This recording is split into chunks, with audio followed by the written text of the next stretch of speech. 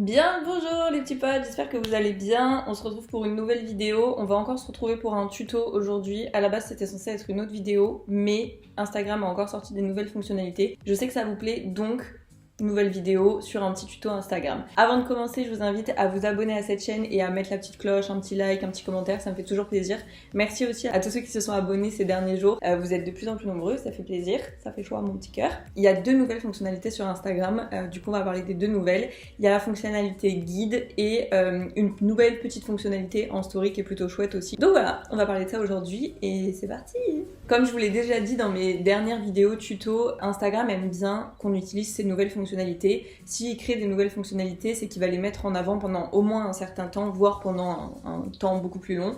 Et donc, c'est tout bénéfique pour vous de les utiliser et de savoir comment les utiliser. Donc la première grosse fonctionnalité qu'on va voir aujourd'hui, c'est la fonctionnalité guide. Je l'attendais depuis super longtemps. Elle avait été testée en mai par certains influenceurs français. En fait, c'est vraiment comme un mini blog sur votre compte Instagram où vous allez pouvoir réunir dans des catégories et dans des guides des publications, des lieux, des produits que vous aimez bien et que vous allez pouvoir recommander. Vous allez même pouvoir écrire des petits textes sur chacun des lieux ou chacun des produits que vous allez recommander et du coup écrire vraiment limite un petit article de blog directement sur votre compte Instagram et je trouve ça trop cool parce que ça permet vraiment de créer un contenu qui est encore différent de ce qu'il y avait déjà sur Instagram et qui va permettre aux gens d'aller un peu plus loin que juste une photo ou juste une vidéo et je trouve ça vraiment très chouette. Une fois qu'elle sera activée, la fonctionnalité guide elle se trouvera sur votre profil avec le petit livre en haut là sur la barre où il y a les réels, les IGTV, etc. Mais pour l'activer au démarrage, il faut passer par le petit plus en haut à droite sur votre profil et vous allez voir, vous allez en bas avoir le petit guide. Donc vous cliquez dessus et vous allez pouvoir choisir du coup une des trois typologies de guides que vous voulez réaliser. Vous avez donc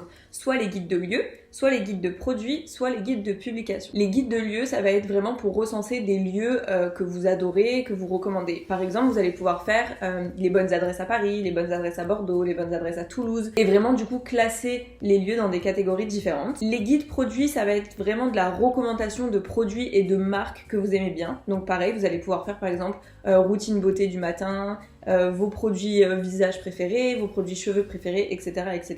Enfin voilà, il y a plein de choses à faire en fonction de votre niche, de votre profil et de ce que vous avez l'habitude de partager sur votre compte Instagram. Et ensuite, les guides de publication, c'est des guides qui vont permettre de recenser vos publications et que vous allez pouvoir du coup faire des guides de différentes thématiques. Je vous montre, moi j'ai fait mon premier guide, c'est mes photos créatives, où j'ai recensé l'intégralité de mes photos un peu créa, de mes montages photos, etc. Et ça c'est plutôt pas mal je trouve parce que ça vous permet de classer vos publis en fonction des thèmes que vous abordez. Pour les créer, vous allez choisir un de ces trois là. Si on prend par exemple les guides de lieux, vous allez du coup pouvoir rentrer les lieux que vous souhaitez. Donc par exemple si on fait les bonnes adresses à Paris, je vais mettre Passager Café qui est juste à côté de la maison que j'adore. Il vous trouve du coup les photos qui correspondent à ce lieu et vous allez pouvoir sélectionner la photo ou les photos que vous voulez mettre en avant dans votre guide. Donc là par exemple j'en ai pris 3 au pif. Alors là c'est des photos que d'autres utilisateurs ont fait, mais vous pouvez par exemple retrouver les vôtres à l'intérieur en cherchant bien. Moi ça me dérange pas de mettre en avant d'autres comptes Insta, je trouve ça chouette. Vous allez pouvoir venir ajouter par exemple votre titre, donc bonne adresse à Paris. Là vous allez pouvoir rentrer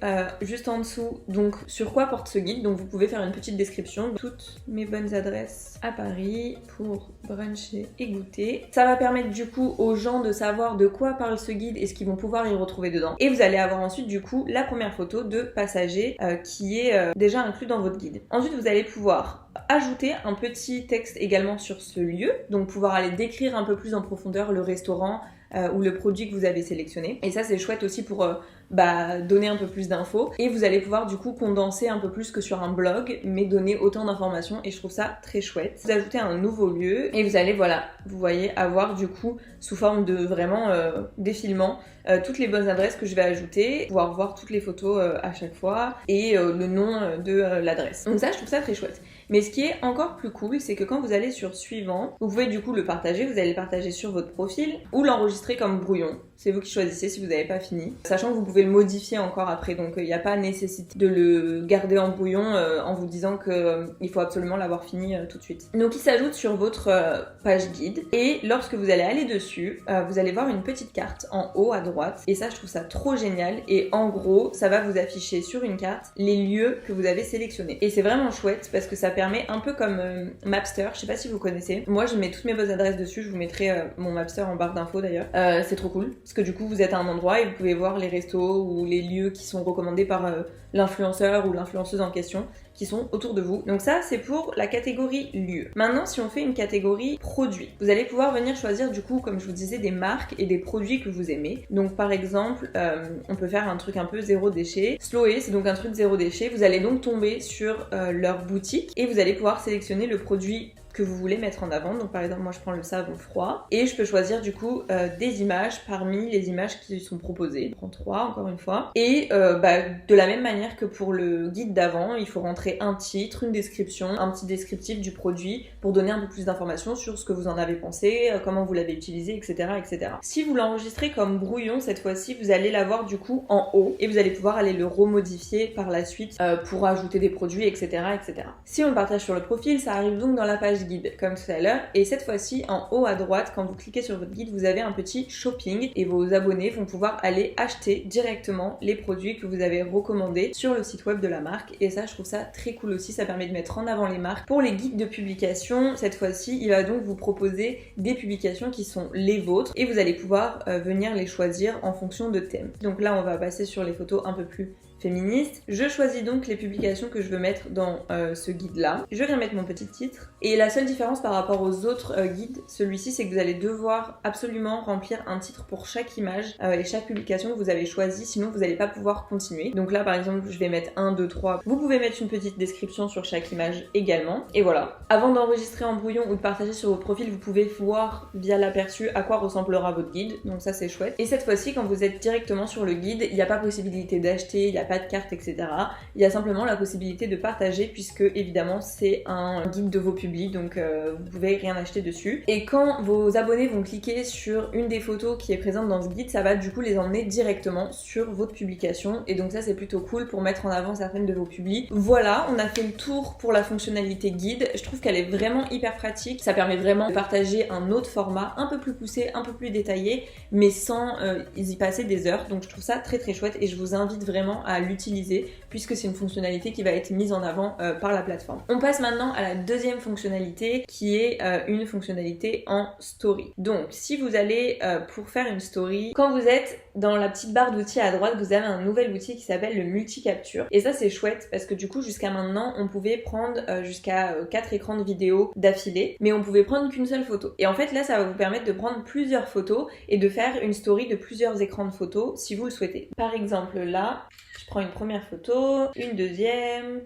une quatrième. Il y a une limitation à 8 photos, ce que je trouve plutôt cool parce que les vidéos, comme je vous l'ai dit, on est limité à 4.